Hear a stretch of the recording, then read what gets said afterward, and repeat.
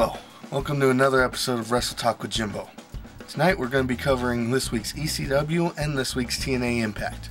My show will contain spoilers, so if you don't want spoiled, don't watch my shit. Now, normally I've been just giving you the rundown of what matches have been on. Well, I'm not going to do that today. You've obviously watched the shows. Now, I've probably promised to say what I would have done differently, and I haven't really been doing that. Anyway, ECW, we had a quick match between Burchill and Tommy Dreamer, and the announcers made a big deal out of Tommy Dreamer retiring, and after it was over, Miz and Morrison came out to talk trash to Tommy Dreamer about this whole retirement thing. And quite frankly, everything that they said is the truth. Nobody cares about Tommy Dreamer anymore. Sure, there's probably going to be some ECW loyalist out there that thinks Tommy Dreamer's bread and butter, but he's not. He never has been. I mean, he's been around for a long time, but he hasn't accomplished anything. He's not that great in the ring, and he never has been. So that just needs to go away and get off TV right now. Now, Morrison came out without his fur coat on, which was really strange. I don't know if it was in dry cleaning or what the deal was with that. But if I was them, I would have rolled with it. Since Hornswoggle stole the title last week, they should have made it seem like Hornswoggle had stole John Morrison's coat, making it a long-running gimmick. Have a bunch of shit start ending up missing, and Hornswoggle having a huge pile of stuff under the ring. That'd be great. We had a promo with Jamie Noble saying he was going to save the show. Now, Jamie Noble hasn't saved anything, ever. I don't know why they keep giving him such a big push on these shows. During his match with the Boogeyman, which I expected just to be a squash match, it took a long time. It was a long match. But the announcers felt the need to point out that Jamie Noble was trained by Dean Malenko, which would be all well and good if Jamie Noble was even good enough to hold Dean Malenko's jockstrap. Dean Malenko's amazing. He's one of the best wrestlers ever. And Jamie Noble is nothing. Always will be nothing. Always has been nothing. And finally, we had Finlay and Jack Swagger. Jack Swagger had his first loss to Finlay, which was obviously going to build up to a feud between these two, probably coming to a head at No Way Out. Problem with this is, like I said, Jack Swagger's a terrible champion. Finlay would be a terrible champion.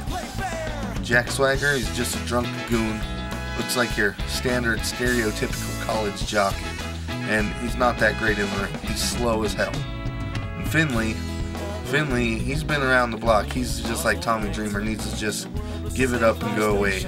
Well, he can still be in good health enough to spend time with his family. I don't mean his fake family, Hornswoggle. That's all I'm going to say about ECW. It was garbage this episode. At TNA, we had 5 matches on here. I'm not going to tell you what those 5 matches were. Before Jay Lethal's match, Black Machismo, he went on a strange rant, calling the Motor City Machine Guns the Rockers and Beer Money Inc. the $1 Million Man and Virgil. Ha, I get it.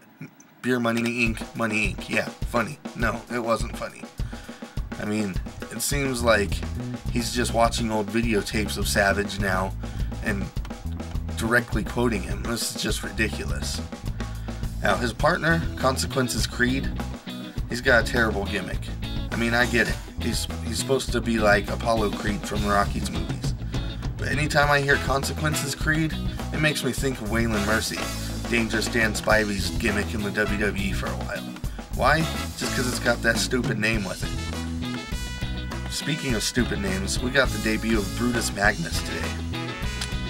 That has got to be the most generic wrestling name ever. What, was Big Man taken? What about the masterpiece Chris Masters?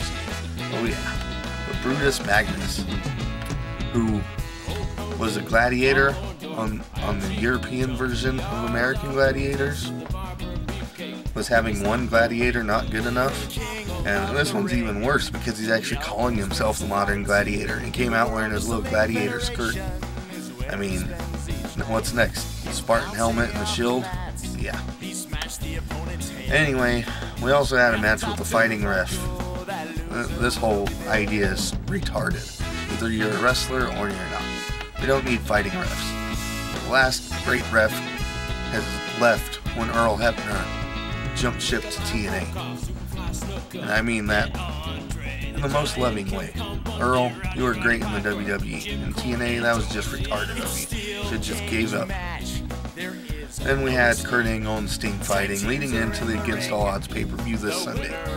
Which, at this point, I don't think I'm going to waste my money on it. But who knows, maybe I will. So ECW and TNA, even combined, is only getting a score of 2 this week. That's it. I'm out.